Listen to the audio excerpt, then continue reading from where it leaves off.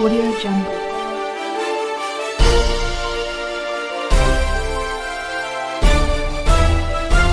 Audio Jungle. नमस्कार, स्वागत है आप सभी का इंडिया टीवी 360 में और आप देख रहे हैं नागपुर से सविता कुलकर्णी की खास रिपोर्ट। महाराष्ट्र राज्याचे विधान परिषद विरोधी पक्ष नेता के दौरे से पहले प्रेस वार्ता। महाराष्ट्र राज्याचे विधान परिषद विरोधी पक्ष नेता नागपुर दौरे पर आने के बाद पत्रकारों को संबोधित करते हुए आज दिनांक 25 नवंबर 20 को शाम 5:30 बजे पत्रकार परिषद होटल सेंटर पाइट में आयोजित की गई थी। आज आपल्या सर्वांच्या मध्ये भारतीय जनता पक्षाच्या वरिष्ठ नेते महाराष्ट्र राज्य विधान परिषदेतील विरोधी पक्ष नेते प्रवीणजी दरेकर नागपूरमध्ये पत्रकारांशी संवाद करण्यासाठी आणि माननीय संदीपजी जोशी जे भाजपा रिपाई आठवले गट कोरिपा बहुजन रिपब्लिकन एकता मंचाचे अधिकृत उमेदवार आहेत, त्यांच्या संदर्भामध्ये काही पदवीधरांच्या मेळाव्याला उद्बोधन करण्यासाठी संवाद करण्यासाठी इथे नागपूरला आले आहेत। त्यांचा प्रवास यवतमाळपासून वर्धा आणि दिवसभरात वर्धेच्या मतदारांशी संपर्क केला। इथल्या अनेक कार्यक्रमांमध्ये ते उपस्थित होते आणि आज ते इथे आता यावेळेला नागपूरला आलेले आहेत। आजच्या या पत्रकार परिषदेमध्ये भारतीय जनता पक्षाचे नेते खासदार पद्मश्री सन्मान प्राप्त डॉक्टर विकासजी महात्मे, माझ्यासोबत प्रदेशाचे सचिव माननीय धर्मपाल मेश्राम, रिपब्लिकन आठवडे गटाचे नागपूरचे प्रमुख माननीय राजनजी वाघमारे, आमचे मीडियाचे नागपूर आणि विदर्भाचे संयोजक आणि प्रमुख माननीय चंदन गोस्वामी, शक्तिसिंग ठाकूर,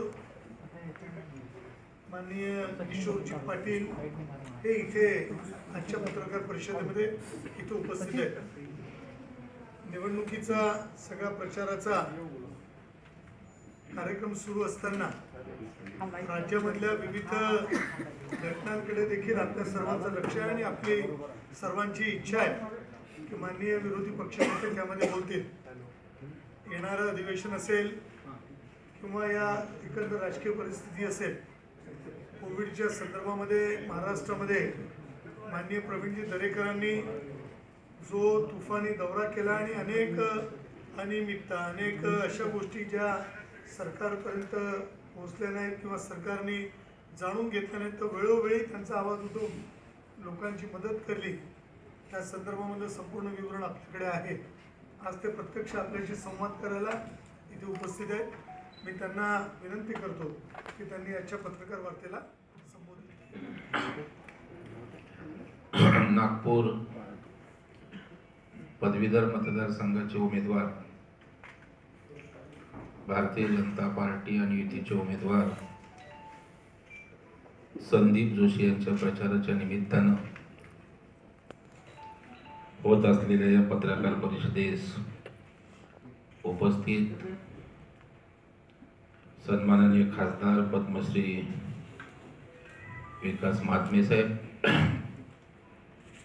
विधान परिषदेतील माझे सहकारी आमदार गिरीशजी व्यास, रिपाईचे अध्यक्ष सन्माननीय वाघमारे साहेब, धर्मपाल मेश्राम, चंदन गोस्वामी, सर्व मंचावरील पदाधिकारी, पत्रकार बंधू आणि भगिनींनो,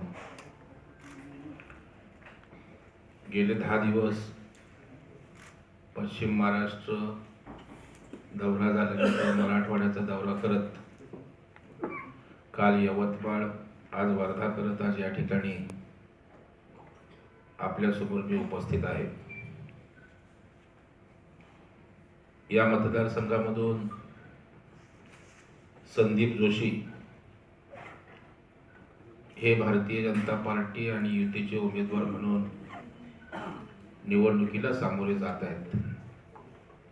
ही निवडणूक केवळ नागपूरकरांच्या दृष्टीने नव्हे, भारतीय जनता पार्टीच्या दृष्टीने नव्हे तर महाराष्ट्राच्या दृष्टीने एक अत्यंत महत्त्वाची अशी निवडणूक म्हणून ही निवडणूक आणि महाराष्ट्राच्या विधान परिषदेच्या निवडणुकांकडे पाहिलं जाते. कारण ही निवडणूक उद्याच्या महाराष्ट्राची दिशा, उद्याच्या महाराष्ट्राचं भविष्य ठरवणारी निवडणूक म्हणून पाहिलं जाते. याचं कारण 5 वर्ष सन्माननीय देवेंद्रजींच्या नेतृत्वाखाली या राज्यामध्ये सरकार होतं आणि त्या सरकारच्या माध्यमातून 5 वर्षामध्ये एक राज्यानं विकास पाहिले, एक विकासाची वेगळी गती मोठ्या प्रमाणावर महाराष्ट्रामध्ये होती हे सर्व जनतेने पाहिलेलं आहे. मग शेतकऱ्यांचा विषय असेल, महाराष्ट्राचं इन्फ्रास्ट्रक्चर असेल, विदर्भामध्ये तर विकास आणखी गतीनं होता. कारण या ठिकाणी गतीची 2 चाकं होती. एका बाजूला देवेंद्रजी फडणवीस साहेब होते आणि गडकरी साहेब केंद्राच्या माध्यमातून या ठिकाणी होते आणि त्याच्यामुळे विदर्भात तर प्रचंड गतीनं विकास होत होता. गडकरी साहेबांनी रस्त्याचं जाळे या ठिकाणी भिडले आणि अशा प्रकारची एक चांगली कारकीर्द 5 वर्षाची आणि ती कारकीर्द झाल्यानंतर या राज्यामध्ये महाविकास आघाडीचं सरकार आलं. खरं म्हणजे नैसर्गिकरित्या शिवसेना भारतीय जनता पार्टीने निवडणूक लढवली होती आणि अनैसर्गिकरित्या काँग्रेस राष्ट्रवादीशी हातमिळवणी करत हे सरकार आलं. सरकार आलं ठीक आहे, त्यांनी राज्यकार चांगला जनतेसाठी करावा अपेक्षित होतं. परंतु दुर्दैवाने 1 वर्ष आता काही दिवसांनी या सरकारला पूर्ण होईल, परंतु महाराष्ट्राच्या जनतेला कुठल्याही दृष्टीनं समाधानी सरकार देऊ शकलं नाही. ना शेतकरी समाधानी, ना त्या ठिकाणी चांगल्या प्रकारची विकासाची जी कामं चालू होती ती पुढे नेण्याचा प्रयत्न, उलट स्थगिती देऊन महाराष्ट्रातील पूर्णपणे विकास कामं ठप्प केली. महिलांच्या बाबतीत अत्याचार जे महाराष्ट्रात होत आहेत, विनयभंग होत आहेत, बलात्कार होत आहेत, आज क्वारंटाईन सेंटरवर सुद्धा अशा प्रकारचे प्रसंग झाले आणि एकंदर महिलांच्या सुरक्षेचा प्रश्न या ठिकाणी ऐरणीवर आला. म्हणजे लॉ अँड ऑर्डरचा पूर्णपणे बोजवारा या ठिकाणी उडाला आहे. आपण बघाल शिक्षण व्यवस्थेच्या बाबतीत काय चाललंय, परीक्षा घ्याव्यात घेऊ नये, शाळा सुरू कराव्या सुरू करू नयेत, ऑनलाईन घ्यावं तर ऑनलाईनची पूर्णपणे व्यवस्था नाही. अशा एका विचित्र परिस्थितीमध्ये महाराष्ट्र आहे, महाराष्ट्राच्या समस्या. काही दिवसापूर्वी आंदोलन झालं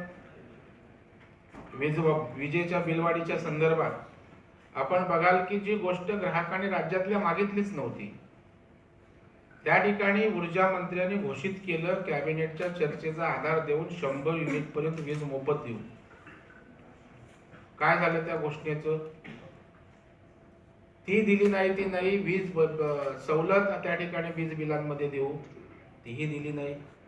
उलट पक्षी वाढीव बिलं कशी योग्य आहेत ती तुम्हाला भरावीच लागतील अशा प्रकारची सक्ती करत एक जुलमी राजवट किंवा या ग्राहकांच्या जखमेवर मीठ चोळण्याचं सरकार हे काम करते.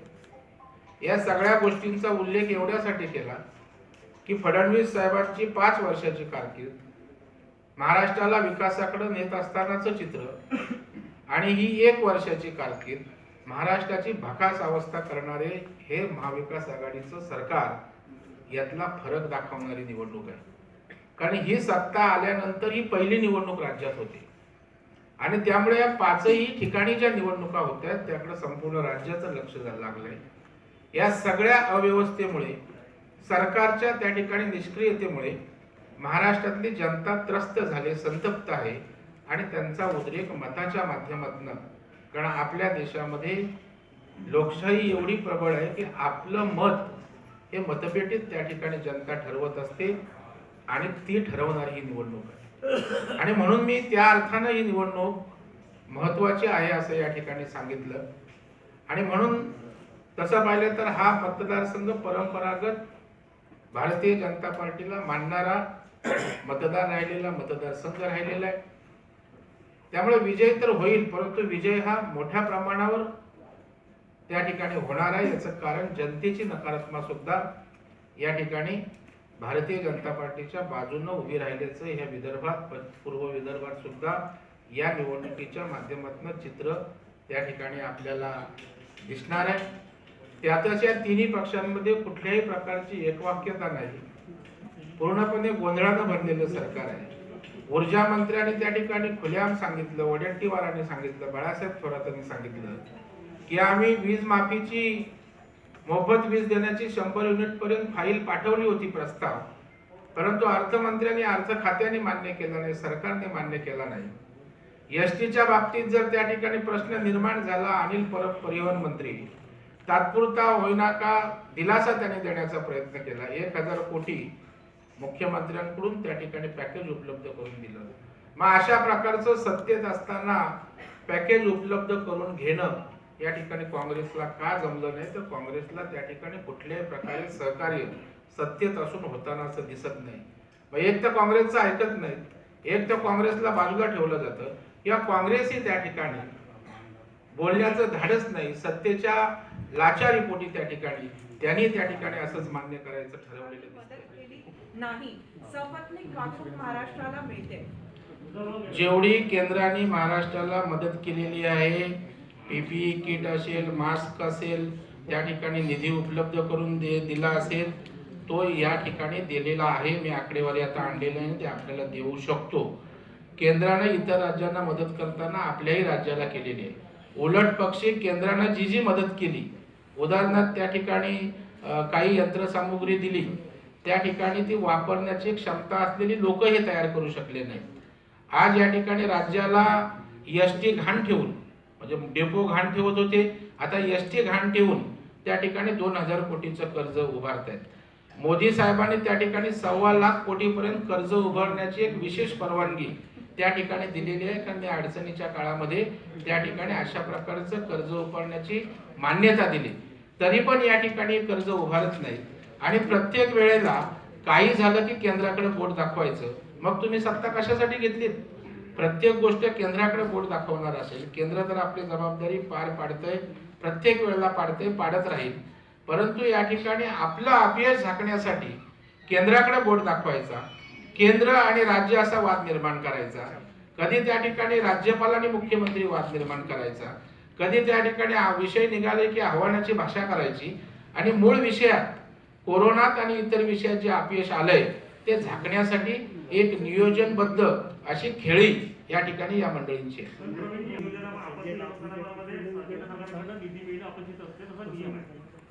योग्य प्रमाणात मिळावा तुम्हाला वाटत नाही का? एक आणि दुसरं असं यात होतंय की ईडी म्हणजे शासकीय यंत्रणांचा जो वापर आहे हा केंद्र सरकार जाणीवपूर्वक आपल्या फायद्यासाठी करतात. काय परत शेवटचं मी केंद्राच्या बाबतीत सांगितलं, आपत्ती व्यवस्थापनाचा निधी जो NDRFचा असतो तो केंद्राच्या माध्यमातून येत असतो. जे निसर्ग वादळ कोकणामध्ये जे आलं त्याला सगळ्यात प्रथम केंद्राच्या माध्यमातूनच मदत त्या ठिकाणी आली, त्यांचं पथक आलं, तपासणी करून गेली, ती मदत त्या ठिकाणी दिलेली. केंद्राच्या माध्यमातून कोरोनाच्या संकटात जास्तीत जास्त, मी तुम्हाला आकडेवारी आता आणलेली नाही, मुंबईच्या एका डिबेटमध्ये माध्यमांच्याच माध्यमातून ती मांडली होती, त्याच्यामुळे ती मदत त्या ठिकाणी झालेली आहे. केंद्रानं जी मदत करणं अपेक्षित असते ती मदत केंद्राने या ठिकाणी केलेली आहे. ज्या GSTच्या बाबतीत बोलतात, GST कोरोनाच्या परिस्थितीत त्या ठिकाणी कमी जमा झालेला असताना सुद्धा जो त्या ठिकाणी कॉम्पन्सेट करणं आवश्यक असतो तो अपेक्षेपेक्षा जास्त दिलेला आहे. हे मी जबाबदारीनं आपल्या माध्यमातून या ठिकाणी सांगतो. त्याच्यामुळे केंद्रानं भूमिका 100% निभावलेली आहे. अजून ज्या गरजा असतील त्या संदर्भात आम्ही केंद्राशी त्या ठिकाणी मागण्या केल्यात. देवेंद्रजी असतील, गडकरी साहेब बोलतायत. दुसरा प्रश्न आपण त्या ठिकाणी म्हणाला की ईडीचा वापर या ठिकाणी करतोय. मी कालही मीडियाशी बोललो, आपल्या माध्यमातून सांगू इच्छितो की अशा प्रकारचं कोणाची इच्छा असली तरी आपलं संविधानानं दिलेली लोकशाही एवढी मोठी आहे की ते प्रत्येक नागरिकाचा हक्क त्या ठिकाणी संरक्षित केला गेलेला आहे.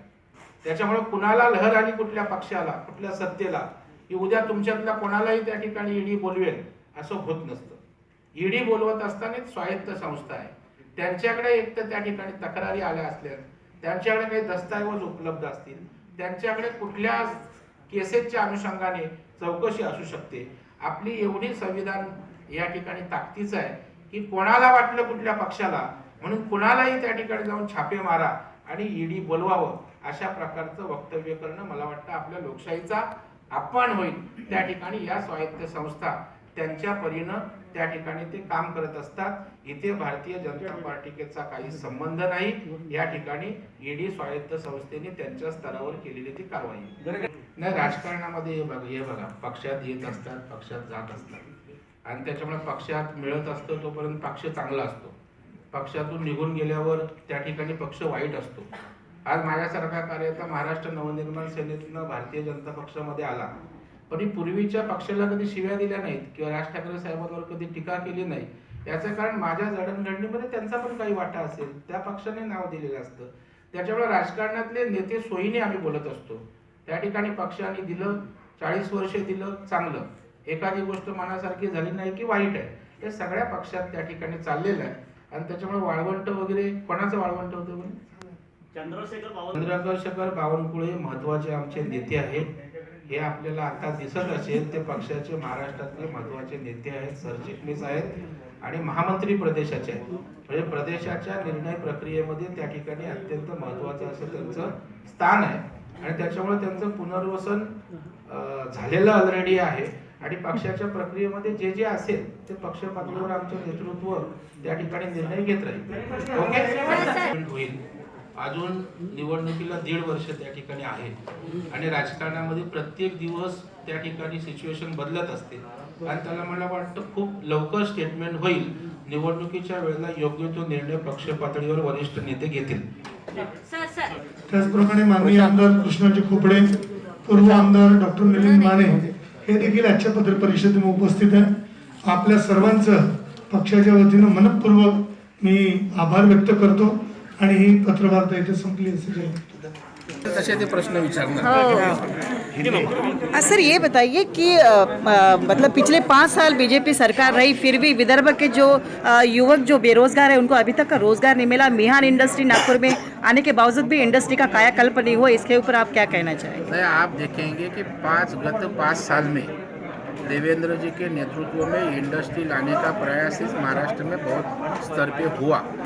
अभी इंडस्ट्री आने के लिए करार हुए हैं, लेकिन वो इंडस्ट्री आने की एक प्रक्रिया है, तो मुझे लगता है प्रक्रिया को वक्त लगता है और तब तक जो स्किल डेवलपमेंट के माध्यम से जो लोगों को ट्रेनिंग देने की आवश्यकता थी, उसके ऊपर लाखों युवकों को ट्रेनिंग दे के आज तैयार किया है और मुझे लगता है आने वाले समय में इसी की पूर्तता होगी और विदर्भ में कुछ अच्छे प्रोजेक्ट आके यहाँ के बेरोजगारों के लिए नौकरी की व्यवस्था हो जाएगी। सर पूर्व विदर्भ में जो अच्छी व्यवस्था होती है, वो अपने यहाँ के लड़के इंग्लैंड में सीखने को जाते हैं, तो जिधर जिधर अच्छी व्यवस्था है, गांव से शहर में अच्छी व्यवस्था होती है, इसलिए पेरेंट को लगता है कि उधर जाए।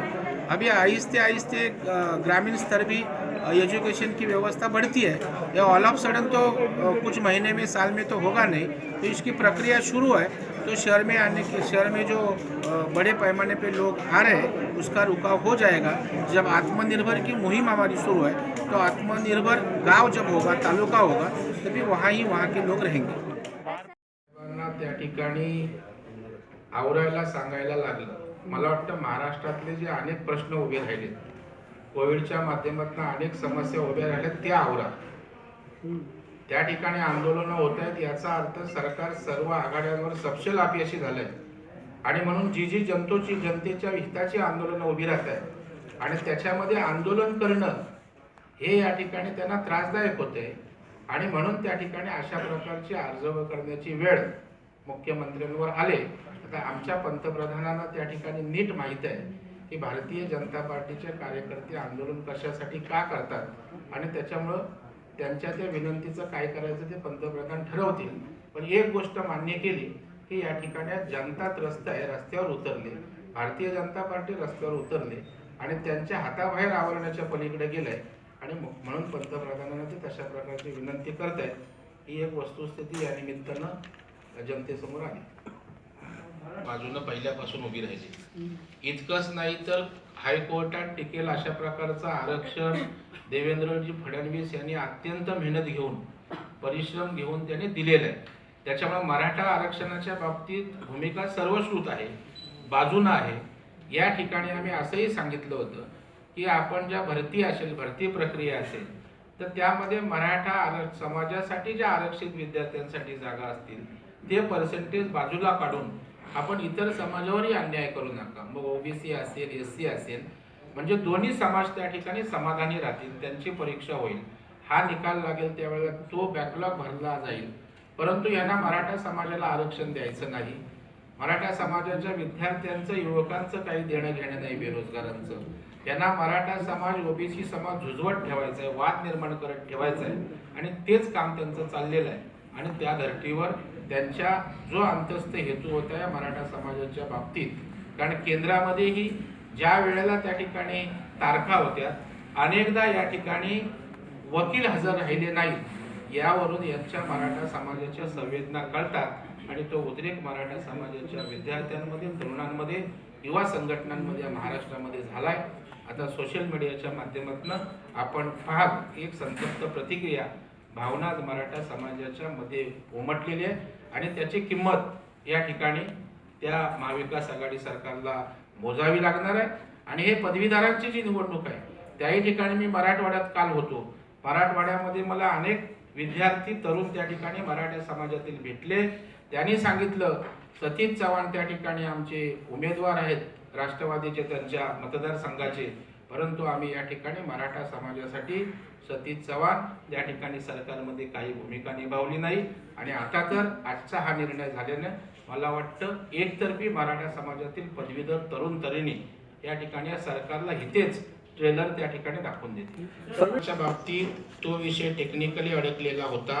तथापि धनगर समाजाच्या उन्नतीसाठी 1000 कोटी रुपये देवेंद्र फडणवीस साहेबांनी त्या ठिकाणी देऊन धनगर समाजाच्या विकासाचा प्रयत्न केला. दुर्दैवानं या सरकारने त्या 1000 कोटीच्या अंमलबजावणीवर पण त्या ठिकाणी पाणी फिरलं. त्याच्यामुळे देवेंद्रजींनी मराठा समाजाला आरक्षण देत असताना अनेकदा आश्वस्त केलं की धनगर समाजाच्या आरक्षणाच्या बाबतीत सुद्धा आम्ही त्यांच्या सोबत आहोत. परंतु तो विषय निकाली लागेपर्यंत 1000 कोटीचं पॅकेज देऊन धनगर समाजाप्रती भारतीय जनता पार्टीची आणि मुख्यमंत्र्यांची भूमिका त्या ठिकाणी त्यावेळेला स्पष्ट केलेली आहे. त्यावेळेला स्किल डेव्हलपमेंटच्या माध्यमातून अनेक गोष्टींना त्या ठिकाणी तरुण स्किल तयार झालेले आहेत. परंतु शेवटी इंडस्ट्री येणं, अनेक करार त्या ठिकाणी कंपन्यांची देवेंद्रजींच्या नेतृत्वाखाली उद्योग विभागाने केले. परंतु प्रक्रिया सो करून उद्योग उभे राहून हे जे स्किल तरुण आहेत ते त्या ठिकाणी नोकऱ्यांमध्ये जातील. सरकारी नोकऱ्या ह्याही त्या ठिकाणी लिटिगेशनमध्ये, आरक्षणमध्ये थांबलेल्या आहेत. आणि त्याच्यामुळे मला वाटतं सरकारी नोकऱ्यांसंदर्भात सुद्धा देवेंद्रजींनी भूमिका घेतली, परंतु कोर्टामध्ये त्या ठिकाणी थांबलंय. आणि त्याच्यामुळे बेरोजगारांच्या बाबतीत भारतीय जनता पार्टी कालही त्या ठिकाणी गंभीर होती, आजही आहे. आणि या पदवीधरांच्या निवडणुकीच्या माध्यमातून आणखी भविष्यामध्ये नियोजनबद्ध या ठिकाणी या तरुणांसाठी आम्ही काम करू. सरनाईकवर आज जी आता देवेंद्रजींनी सांगितलं की बाबा ती यादी द्या, तुम्ही नुसते बोलताय, आज 3रा दिवस आहे. मी आपल्या माध्यमातून आवाहन करतो, जरा लवकर द्या. म्हणजे कोण आहेत नेते, काय आहेत ते लोकांसमोर जाऊ द्या ना. म्हणजे मीडिया समोर फक्त बोलण्यासाठी आपण बोलतो की प्रत्यक्षात त्या ठिकाणी काय आहे, आणि असलं तर एकदा महाराष्ट्रातल्या जनतेसमोर जाऊ द्या. एक लक्षात ठेवा, राष्ट्रवादीचं सरकार 5 वर्ष चालेल हे बोलावंच लागेल. आणि या सरकारमध्ये सगळ्यात बेनिफिशियरी जास्त जर कोण असेल तर राष्ट्रवादी काँग्रेस पक्ष आहे. मुख्यमंत्री जरी शिवसेनेचे असले तर या जी सत्ता जी काय चालते ते राष्ट्रवादी त्यांच्या मार्फत चालवते. त्याच्यामुळे ही गाडी टिकवणं 3 चाकी त्यांच्यासाठी अत्यंत महत्त्वाचं आहे. कारण काँग्रेसला काही महत्त्व नाही, स्थान नाही, त्यांचं कोण ऐकत नाही, त्यांना विकासासाठी निधी दिला जात नाही. आणि त्याच्यामुळे जरी सत्ता गेली तर उद्या काय होणार आहे, सगळ्यात पहिलं प्रश्नचिन्ह राष्ट्रवादी काँग्रेसला आहे. आणि त्याच्यामुळे जसं आम्हाला बोलतात सत्ता येणार कार्यकर्त्यांसाठी बोलतात, तसं हेही त्या ठिकाणी त्यांच्या समोर जे आता मुळे काही चिटकण्याचा प्रयत्न करतायत तर तेही त्या ठिकाणी राहिले पाहिजेत. म्हणून त्या ठिकाणी तशा प्रकारची भूमिका आहे. परंतु या सरकारमध्ये पूर्णपणे विसंवाद आहे. खाली वरून ते त्या ठिकाणी एकी दाखवत असले तरी आतून खूप काही पोखरले गेलेला आहे.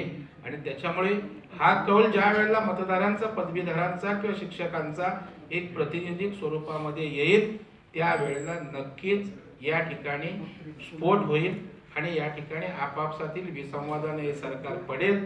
आणि ज्या दिवशी पडेल त्या दिवशी भारतीय जनता पार्टी त्या ठिकाणी सक्षम सरकार बनवायला त्या क्षणीच तयार असेल, मध्ये आणण्यामध्ये यशस्वी होत आहे. तरी अजूनही सरकार चाचपडतंय.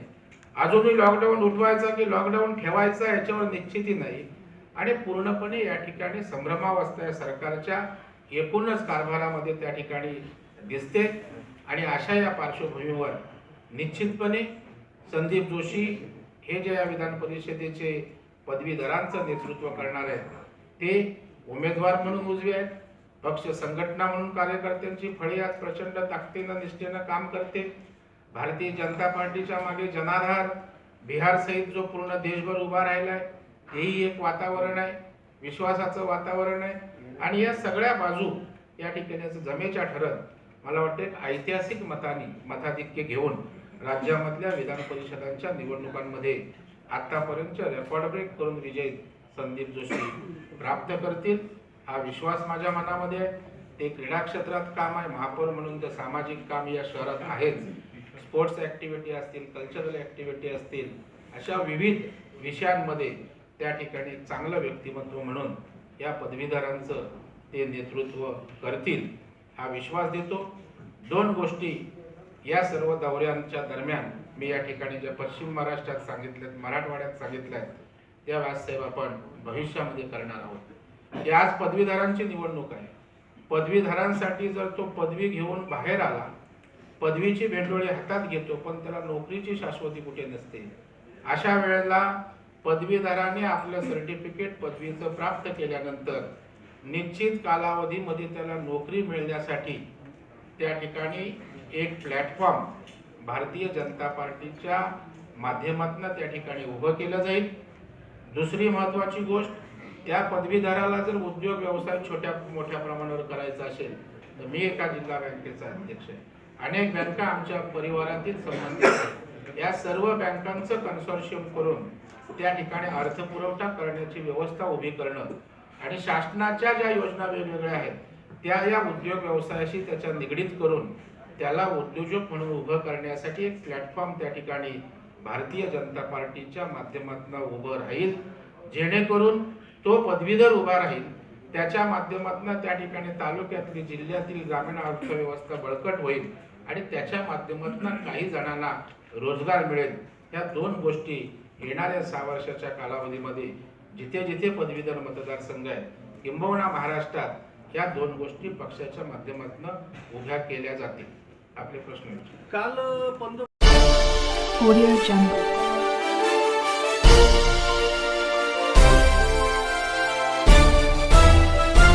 Audio Jungle.